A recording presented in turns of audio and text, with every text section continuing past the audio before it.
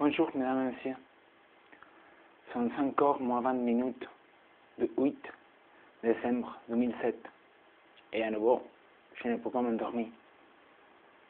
Je vais vous raconter une petite histoire.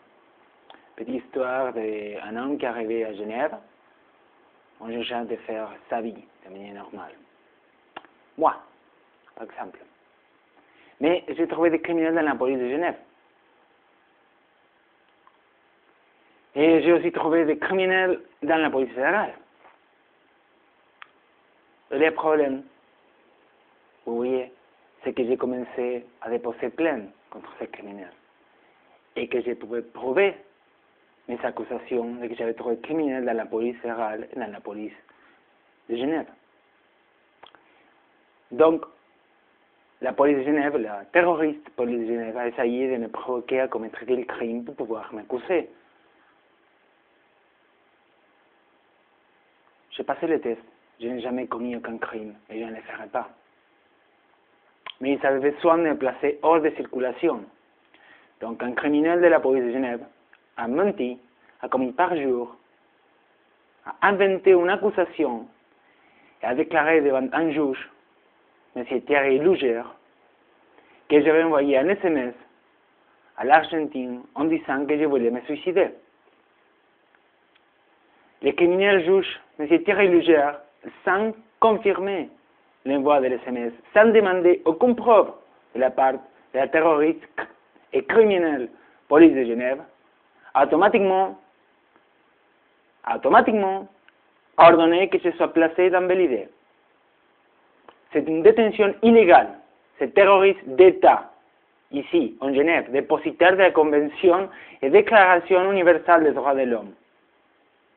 Se déplaçait, comme je dis, en détention illégale en Belle-Île, suite à une dénonce d'un policier qui n'avait jamais eu l'obligation de présenter quelques preuves pour supporter ces accusations contre ma personne. Le même jour que j'étais placé en détention illégale dans Belle-Île, j'ai demandé qu'autre avis médical soit donné. Demande refusée. J'ai demandé qu'autre personne soit présente dans tous mes rendez-vous avec le personnel de Belle-Île. Demande refusée. J'avais demandé de pouvoir présenter les preuves que j'avais, ce moment-là, par rapport à mes accusations de persécution de la part des criminels et terroristes police de Genève. Demande refusée. Comment est-il possible que la criminelle Dr Canova, des hôpitaux universitaires de Genève, Belle-Île, soit en position de décider si une personne ne comprend pas la réalité si elle ne veut pas regarder les preuves que la personne a par rapport à ces accusations?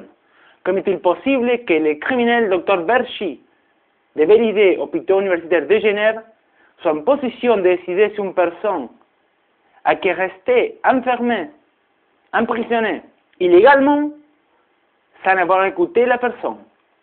Comment est-il possible que le criminel directeur de l'hôpital universitaire de Genève, M. Grusson, n'ait jamais demandé de regarder mes preuves par rapport aux actes criminels commis par personnel infirmier et médical de Belle-Île contre une personne pendant les jours que j'ai resté là, illégalement détenu, par ordre d'un juge qui n'a jamais demandé aucune preuve.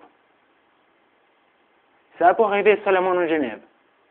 Quand vous arrangez les pouvoirs, quand vous dénoncez, quand vous déposez les plaintes et vous vous comportez de manière correspondante, il n'y a pas autre façon de vous faire taire. Je ne pouvais pas être accusé d'un crime. Donc, qu'est-ce que la criminelle police de Genève a fait? Qu'est-ce que la criminelle chef de police a ordonné à ses subordonnés de faire? M'accuser. De manière fausse, par rapport à un SMS que je n'ai jamais envoyé. J'ai déjà déposé la plainte contre les criminels policiers qui avaient dénoncé les supposés SMS envoyés par ma personne. J'ai fourni les factures de mes opérateurs téléphoniques où c'est clairement indiqué que je n'ai jamais envoyé aucun SMS, quel que soit, à l'Argentine. J'attends toujours la réponse du criminel procureur général de Genève, M. Daniel Sapelli. Et lui pense se présenter à nouveau pour être réélu Pense bien, citoyen de Genève. Et que Ninal Sabelli, aujourd'hui, a ruiné ma vie. Demain, c'est peut-être la vôtre.